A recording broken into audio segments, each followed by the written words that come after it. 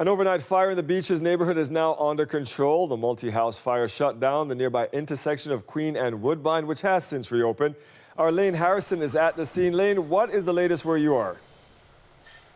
So, Dwight, it's still, as you can see behind me, a very active scene here on Kip and Davie Avenue, which is where this fire broke out around 3:40 a.m. this morning, eventually escalating to a 3-alarm fire. The fire started in the house, which is just over my right shoulder here, and ended up spreading to the two houses on either side of it. 9 people in total had to be evacuated from their homes. We're told 5 of them were from the house that was in the middle and that was worst hit by all of this. The Toronto Fire tell us that there were no injuries as a result of the fire, but the division commander was telling us earlier that obviously there's some severe property damage.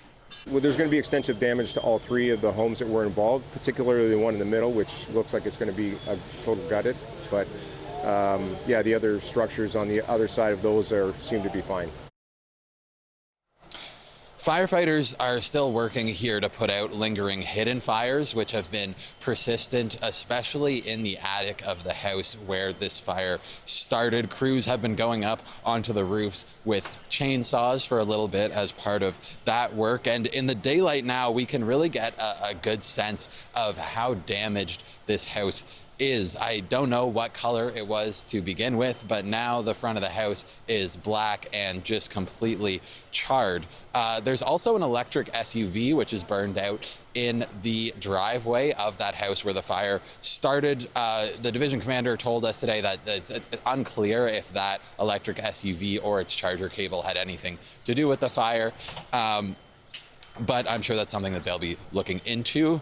Things have calmed down significantly since I arrived here at 6 a.m. At that time, it was really a full-on 3-alarm where we had about 32 trucks responding, which is now down to 10, and there was just a ton of smoke billowing from that attic. Neighbors described flames shooting out of the house. A loud whooshing sound that almost sounded like someone skateboarding down the street could be heard in homes as a result of the fire. And now that things have settled down a bit, those neighbors have turned their focus to supporting their neighbors who have been displaced by this fire.